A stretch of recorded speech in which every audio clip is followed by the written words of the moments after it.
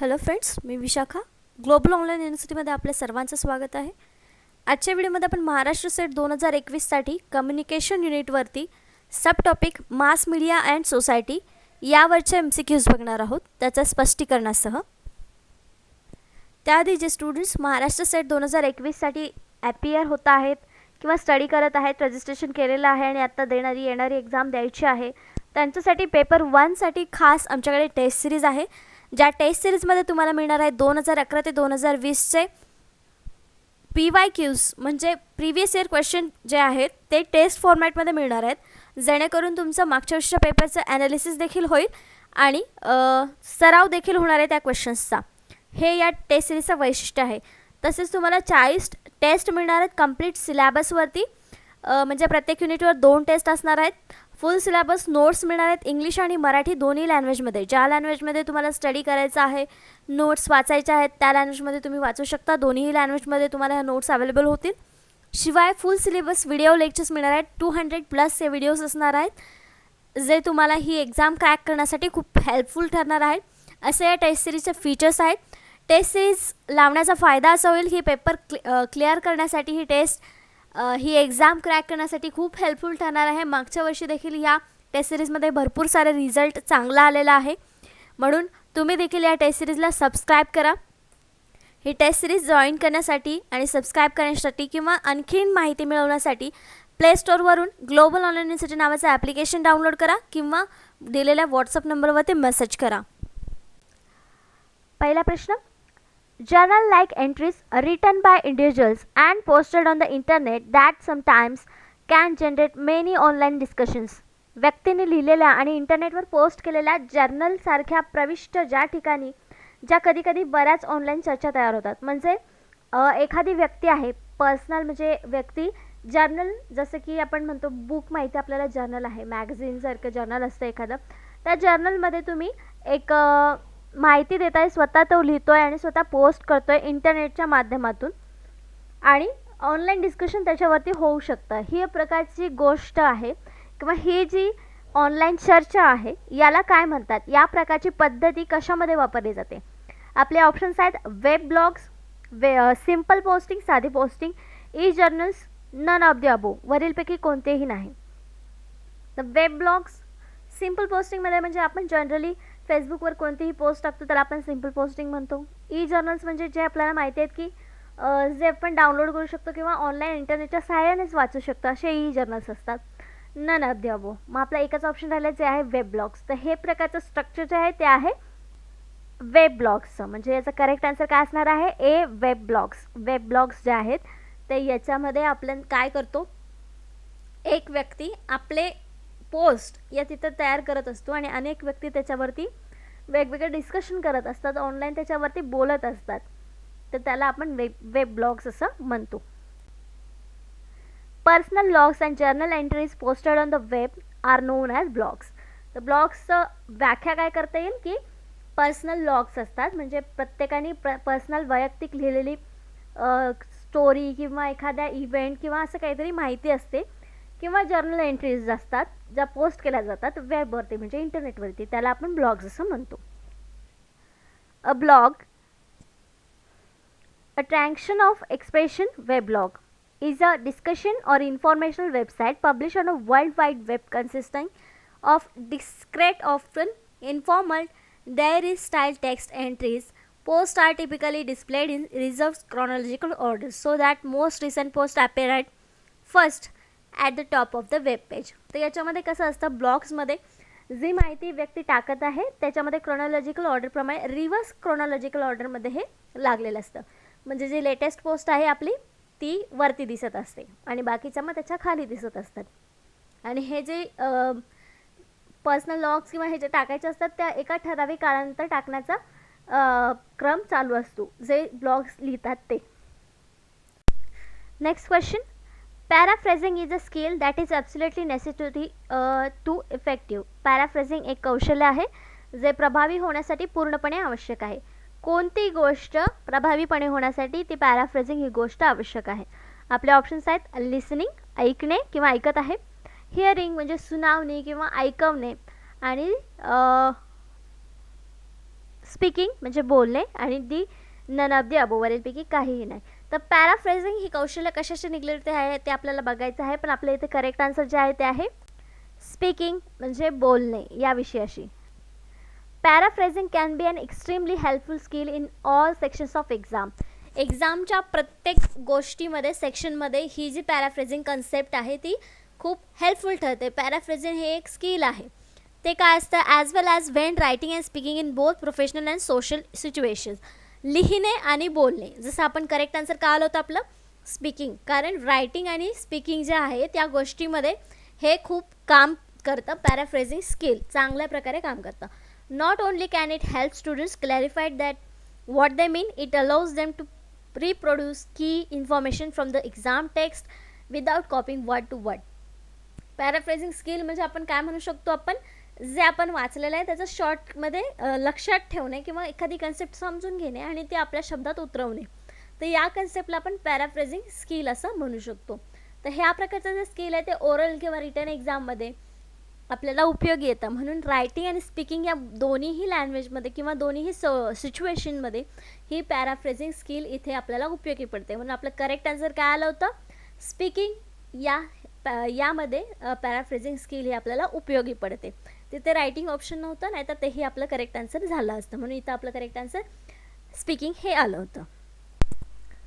Next question, the transmission of culture from one generation to another is called. एका पिढीपासून दुसऱ्या पिढीपर्यंत संस्कृतीचा प्रसार करणे म्हणजे याला म्हणतात, किंवा हे एक कन्सेप्ट आहे ज्याचा अर्थ एका पिढीपासून दुसऱ्या पिढीपर्यंत संस्कृतीचा प्रसार होय. तर ऑप्शन्स आहेत ॲकल्चरेशन, संचय, इनकल्चरेशन, एकत्रीकरण, इंटरकल्चरेशन म्हणजे आंतरजातीय, नन ऑफ द अबोव वरीलपैकी कोणतेही नाही. त्याचं करेक्ट आन्सर काय असणार आहे, आपले ऑप्शन्स आहेत त्यापैकी करेक्ट आन्सर आहे इनकल्चरेशन, एकत्रीकरण त्याला असं म्हणू शकतो. तर एक एक कन्सेप्ट एक एक ऑप्शन आपण समजून घेऊया त्याचा अर्थ काय आहे.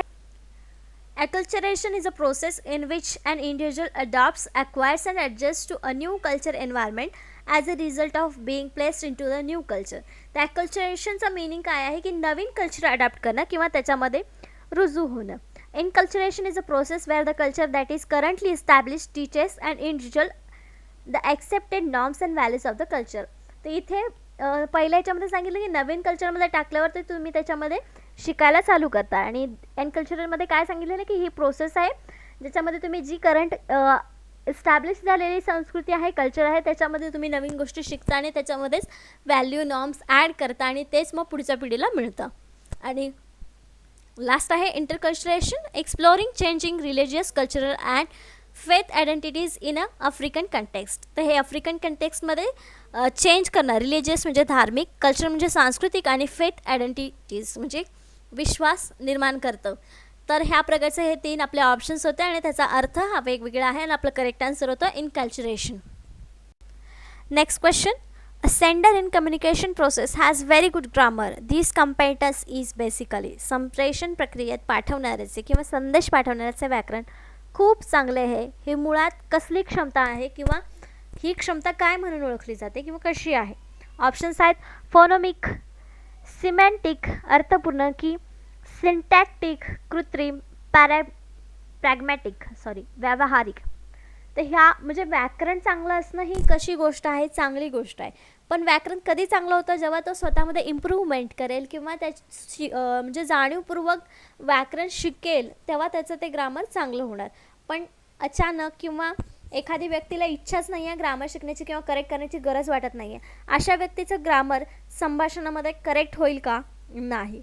मग हे जी गोष्ट आहे की गुड कम्युनिकेशनमध्ये गुड ग्रामर असणं ही गोष्ट एक कृत्रिम गोष्ट आहे, कारण त्याला ते वाटतं आहे की ते चांगलं असावं म्हणून ते त्याच्यामध्ये कृत्रिमरित्या तो ग्रामर त्याच्यामध्ये व्यवस्थित वापरतो आहे. मग ही कशी गोष्ट आहे, तर ही सिंटॅक्टिक प्रकारची गोष्ट आहे, कृत्रिम प्रकारची गोष्ट आहे. म्हणून आपलं करेक्ट आन्सर इथे काय आलेलं आहे सी, सिंटॅक्टिक, कृत्रिम प्रकारची क्षमता आहे. कृत्रिम क्षमता याच्यामुळेच म्हटलं जातं की तो स्वतः ती गरज आहे म्हणून आत्मसात करतो आणि त्यानंतरच ते कम्युनिकेशन प्रोसेसमध्ये दिसतं. म्हणून याचं करेक्ट आन्सर आपलं सी आलेलं आहे. Next question, a location where the internet users can gain wireless access to the internet. असे स्थान जिथे इंटरनेट वापरकर्ते इंटरनेटमध्ये वायरलेस प्रवेश मिळवू शकतात. Extranet, intranet, web conference, wifi hotspot. तर त्यांनी असं एक लोकेशन विचारलं आहे की जिथं कुठलाही व्यक्ती पटकन वायफायला किंवा इंटरनेटमध्ये प्रवेश मिळू शकतो, इंटरनेटसाठी ॲक्सेस मिळवू शकतो. एक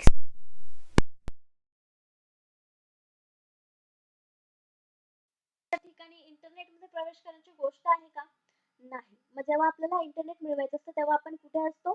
वायफाय हॉटस्पॉट लोकेशन विचारलंय. मग इथे वायफाय हॉटस्पॉटमध्ये जर असेल तरच आपण इंटरनेटमध्ये वायरलेस प्रकारे प्रवेश. D wifi hotspot. इंटरनेटमध्ये वायरलेस प्रवेश मिळवण्यासाठी वायफाय हॉटस्पॉटचा वापर केला जातो किंवा वायफाय हॉटस्पॉट हे लोकेशन असेल तरच आपण इंटरनेटमध्ये प्रवेश मिळवू शकतो. जसं आपल्या मोबाईलला पण माहिती आहे इंटरनेट आपलं संपलं असेल तेव्हा आपण दुसऱ्याला हॉटस्पॉट द्यायला सांगतो, म्हणजे वायफायचं नेटवर्क तिथे क्रिएट करायला सांगतो आणि नंतर आपण इंटरनेट यूज करतो. म्हणून याचं करेक्ट आन्सर आपला डी आहे. Next question. An example of asynchronous medium is. अतुल्य माध्यमाचं एक उदाहरण सांगायचं आहे. ऑप्शन्स आहेत रेडिओ, टेलिव्हिजन, फिल्म आणि न्यूजपेपर. तर कम्युनिकेशनमध्ये असिंक्रोनियस आणि सिंक्रोनियस दोन प्रकारचे मीडियम असतात. असिंक्रोनियस मीडियम म्हणजे ज्याच्यामध्ये आयपीची गरज नाही आहे आणि सिंक्रोनियसमध्ये आयपीची गरज असते एखादा मीडियम वापरण्यासाठी. तर अशा प्रकारचे ऑप्शन्समध्ये दिलेलं आहे की आपला एक्झाम्पल किंवा क्वेश्चनमध्ये काय दिलेलं आहे की असिंक्रोनियस एक्झाम्पल सांगायचं आहे. मग असिंक्रोनियस त्यातलं कुठलं असणार आहे? जसं की आपण बघितलं सिंक्रोनियसमध्ये आयपी असणाऱ्या गोष्टी असतात. चित्रपट, रेडिओ, टेलिव्हिजनला आयपीची गरज असते, पण न्यूजपेपरला असते का? नाही. मग आपलं असिंक्रोनियस मीडियमचं एक्झाम्पल काय असणार आहे? डी न्यूजपेपर, वृत्तपत्र. म्हणजे आपलं करेक्ट आन्सर इथे काय येणार आहे? D. And asynchronous communication services or application does not require a constant beat rate. तर याच्यामध्ये asynchronous मध्ये काय गरज नसते? बीट रेट जे असतात ते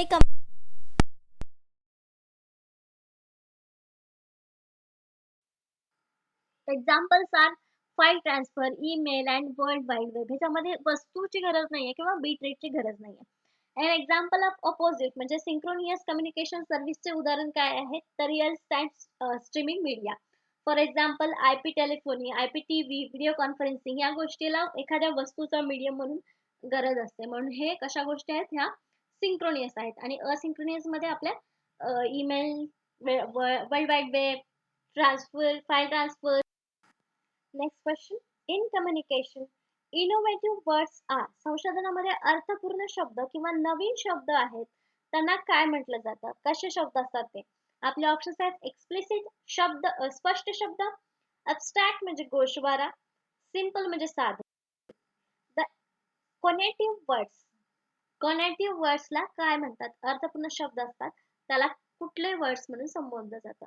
त्याचं करेक्ट आन्सर आहे कल्चरल. म्हणजे सांस्कृतिक जे वर्ड आहेत त्याला आपण कनेटिव्ह वर्ड्स असं म्हणू शकतो. संवादामध्ये अर्थपूर्ण शब्दांना आपण कल्चरल वर्ड्स किंवा सांस्कृतिक वर्ड्स असं देखील म्हणू शकतो. याचं रिझन आपण बघू.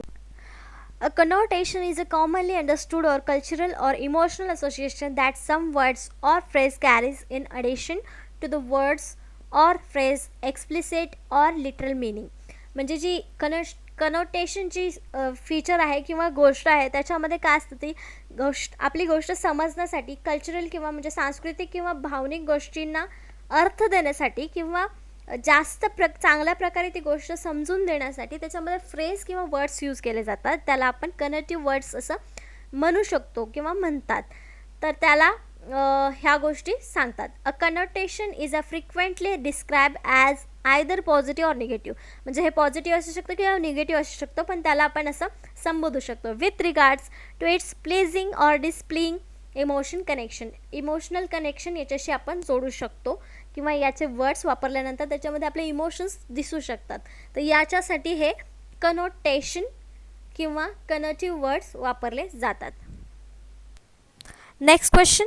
In analog mass communication stories are. Analog mass कम्युनिकेशनमध्ये कथा आहेत किंवा कशा असतात? ऑप्शन्स आहेत स्टॅटिक स्थिर असतात, डायनामिक असतात म्हणजे बदलत्या असतात, की इंटरॅक्टिव्ह असतात, परस्पर संवादी असतात, की एक्सप्लोरेटिव्ह म्हणजे अन्वेषण करण्यासारखे असतात.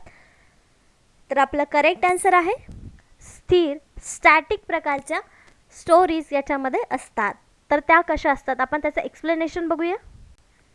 Analog mass communication is one-way process of transferring message to the receiver. तर ॲनालॉग मास कम्युनिकेशन प्रोसेस काय आहे आज आपल्याला समजून घेतलं पाहिजे. ही एक वन वे प्रोसेस आहे मेसेज ट्रान्सफर करण्यासाठी, रिसिव्हरला मेसेज देण्यासाठी एक वन वे प्रोसेस आहे. म्हणजे आपण एकटे बोलणार आहोत, त्याच्यामध्ये फक्त मेसेज पाठवणारा बोलणार आहे किंवा ऑडियन्स जे आहेत ते फक्त ऑडियन्सच बोलणार आहेत. One way process. Here the audience is large, so they utilize analog media which was originally used in audio recording. That was analog to the count it was recreating.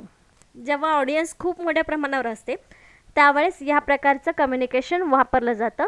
म्हणजे फक्त एक वक्ता असतो, तोच बोलत असतो. ऑडिओ रेकॉर्डिंग जी गोष्ट आहे त्याच्यामध्ये आपण एकच वक्ता बोलत असतो. म्हणजे ही एक ॲनालॉग प्रकारची मास कम्युनिकेशन प्रोसेस आहे. त्याच्यामध्ये काउंट रिक्रिएटिंग होत असतात. Here the content can be only linear or static, not dynamic.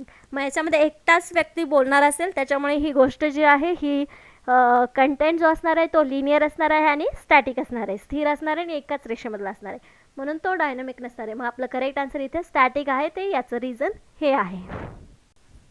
Next question. The ability to understand, communicate with, motivate and support other people both individually and in group defines which of the following organizational skill. हे एक skill आहे ज्याच्यामध्ये आपण समजून घेतो, समजून घेण्याची क्षमता असते, कम्युनिकेट करतो, संभाषण करतो, संप्रेषण करतो किंवा मोटिवेट करतो दुसऱ्याला, सपोर्ट करतो, हेल्प करतो लोकांना, किंवा प्रत्येकी पर्सनली व्यक्ती जे आहेत किंवा त्यांच्याशी बोलतात किंवा ग्रुपमध्ये बोलतात. या प्रकारचं जे स्किल आहे त्या स्किलला काय म्हणतात? वैयक्तिकरित्या आणि गटामध्ये इतरांना समजून घेण्यास, त्यांच्याशी संवाद साधण्यास, प्रेरित करण्यास आणि त्यांना समर्थन देण्याची क्षमता खालीलपैकी कोणत्या संघटनात्मक कौशल्याची व्याख्या करते किंवा कोणत्या कौशल्यामध्ये हे गुण दिसून येतात? ऑप्शन्स आहेत हार्ड स्किल्स, कठोर कौशल्य, soft skills, conceptual skills, political skills. तर आपले या ऑप्शन्समध्ये कन्सेप्च्युअल स्किल्समध्ये कन्सेप्ट क्लिअर करणं यामध्ये हे गुण आहेत का? नाही. म्हणजे इथं आपलं वैचारिक कौशल्य उपयोगी येणार नाही. पॉलिटिकल, राजकीय कौशल्याचा इथे काय उपयोग होणार आहे का? नाही. हार्ड स्किल तर नाही, त्याच्यामध्ये आपण हार्ड स्किलचा वापर करू शकत नाही. हे जे गुण आहेत ते फक्त आणि फक्त एका स्किलमध्ये आहेत आणि त्याचं करेक्ट आन्सर पण तेच आहे. आपलं करेक्ट आन्सर आहे बी, सॉफ्ट स्किल. सॉफ्ट स्किल प्रकारच्या स्किलमध्येच हे सगळे गुण दिसतात आणि हे समजून घेणं, एखाद्या कम्युनिटीमध्ये आपण काम करणं आणि त्याच्यामध्ये हे सगळे गुण असणं, हे एक सॉफ्ट स्किलचा प्रकार आहे. सॉफ्ट स्किल म्हणजे सॉफ्ट कौशल्य जे आहेत ते याच्यामध्ये वापरली जातात, म्हणून याचं करेक्ट आन्सर बी आहे. Soft skill are the skills that enable you to fit in at workplace. जिथं तुम्ही काम करत आहात त्या ठिकाणी तुम्हाला हे फिट करण्यासाठी हे स्किल्स म्हणजे सॉफ्ट स्किल्स हे उपयोगी येतात. दे इन्क्लूड युअर पर्सनॅलिटी. याच्यामध्ये तुमचं व्यक्तिमत्व, ॲटिट्यूड म्हणजे दृष्टिकोन, फ्लेक्झिबिलिटी म्हणजे लवचिकता, मोटिवेशन अँड मॅनर्स, हे सगळ्या गोष्टी त्या सॉफ्ट स्किलमध्ये येतात. Soft skills are so important that they are often the reason employers decide whether to keep or promote an employee. म्हणजे सॉफ्ट स्किलवरूनच त्या व्यक्तीला प्रमोट करायचं आहे की प्रमोट करायचं आहे, की त्याला ठेवायचं आहे कामावर की त्याला काढून टाकायचं आहे कामावरून, हे त्याच्या सॉफ्ट स्किलवरूनच कळतं आहे. म्हणजे एकंदरीत त्याच्या कामाचा जो दर्जा आहे तो त्याच्या personality, attitude, flexibility, motivation, manners या सगळ्यातून दिसतो आणि हे सगळं मॅनेज करणं म्हणजेच एक सॉफ्ट स्किल आहे असं म्हणू शकतो. Next question. A message beneath a message is labelled as. संदेशाखाली असलेल्या संदेशास असे लेबल दिले जाते किंवा त्या संदेशास असे संबोधले जाते. म्हणजे वरती एक मोठा मेसेज आहे आणि त्याखाली मग त्याचं उद्दिष्ट किंवा असं काहीतरी मेसेज आहे, तर त्याला काय म्हणतात? आपले ऑप्शन्स आहेत एम्बेडेड टेक्स्ट, एम्बेड केलेला मजकूर, इंटरनल टेक्स्ट अंतर्गत मजकूर, इंटर टेक्स्ट म्हणजे आतील मजकूर आणि सब टेक्स्ट म्हणजे उपपद किंवा उपमजकूर, त्याला असं म्हणू शकतो, संबोधू शकतो. तर आपलं करेक्ट आन्सर काय येणार आहे? जे जे ऑप्शनवरून आपण अर्थ समजून घेतला तर त्यामध्ये आपल्याला सहज उत्तर मिळतं आणि त्याचा आन्सर आपला आहे डी, सब टेक्स्ट, उपपद किंवा उपमजकूर. ते काय आहे ते समजून घेऊया. Subtext undertone is any content of creative work which is not announced explicitly by the character or the author. Subtext म्हणजे काय आहे की एखाद्या ऑथरकडून किंवा एखाद्या कॅरेक्टरकडून हे डायरेक्टली सांगितलं जात नाही, तर ते डिटेलमध्ये सांगता वेळेसच त्याला सांगितलं जातं. But it is implicit or becomes something understood by the observer of the work as the production of unfolds, म्हणजे काही गोष्टींचे ज्या अनफोल्ड आहेत म्हणजे माहिती नाही आहेत त्याला उलगडून सांगण्यासाठी, की तेव्हा ऑब्झर्वेशन चांगलं व्हावं, चांगलं अधिक समजण्यासाठी सबटेक्स्टचाच वापर केला जातो. Subtext can also refers to the thoughts and the motives of the character. तर सबटेक्स्ट काय असू शकतात, थॉट्स असू शकतात, विचार असू शकतात, किंवा मोटिव्ज असू शकतात म्हणजे काही गोल्स असू शकतात. कॅरेक्टर्स विचार कवर्ड इन द असाइड, म्हणजे एका साईडला ते कॅरेक्टर पूर्ण कवर केलेलं असतं सबटेक्स्टमध्ये. Subtext is the content underneath to the dialogue, डायलॉगच्या खाली किंवा डायलॉगमध्ये सुद्धा सबटेक्स्ट असू शकतो. Under dialogue there can be conflict, अँगर, competition, pride, showing off or other implicit ideas or emotion. तर सबटेक्स्टमध्ये काय काय असू शकतं, तर ते असू शकतात कॉन्फ्लिक्ट्स असू शकतात, राग असू शकतो, कॉम्पिटिशन म्हणजे स्पर्धा असू शकते, अभिमान असू शकतो, शोविंग ऑफ असू शकतं म्हणजे शो ऑफ ज्याला आपण म्हणतो ते असू शकतं, काही असू शकतं सबटेक्स्टमध्ये. आयडियाज असू शकतात, इमोशन्समध्ये भावना असू शकतात. Subtext is a unspoken thoughts and motives of the character. Question mark दिलेला आहे इथे की ते न बोललेले भाव असू शकतात, विचार असू शकतात, किंवा कॅरेक्टर्स म्हणजे काही व्यक्तिमत्व असू शकतात. What they really think and believe, म्हणजे ते काय विचार करतात किंवा काय विश्वास ठेवतात याच्याशी निगडीत काही गोष्टी असू शकतात. सबटेक्स्ट म्हणजे आपण काय आहे ते बघितलं, म्हणून आपलं करेक्ट आन्सर तिथे काय आलं होतं, डी सबटेक्स्ट. तर अशा प्रकारे आजचे आपले प्रॅक्टिस क्वेश्चन्स 10 प्रॅक्टिस क्वेश्चन जे कम्युनिकेशनच्या सब टॉपिकवरती होते ते कंप्लीट झालेले आहेत. नेक्स्ट लेक्चरमध्ये आपण नेक्स्ट युनिटवरती प्रश्न किंवा प्रॅक्टिस क्वेश्चन्स बघणार आहोत. आजच्यासाठी धन्यवाद.